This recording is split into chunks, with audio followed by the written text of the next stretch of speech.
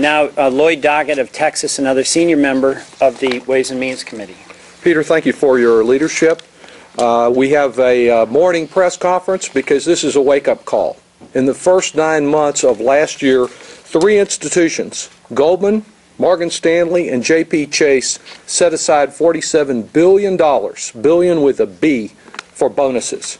I think Congressman Welch's estimate that well over $100 billion in bonuses is imminent at a time so many small businesses cannot get access to credit and so many American families are struggling just to get by.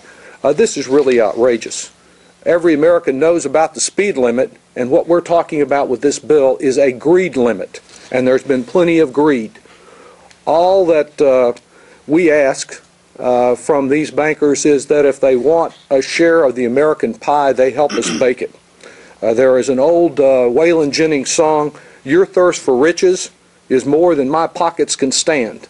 And I think the American people have had about all they can stand from these folks who say they are being rewarded for what they contributed to the bottom line of these giant Wall Street banks. And we know that what they really did is contribute to the bottoming out of our economy from which so many other people are suffering. This bill is not a substitute for the fundamental corporate tax reform that we need in this country. With reference to the financial arrangements of these banks, to doing something about the dozens of offshore subsidiaries they've had to avoid taxation.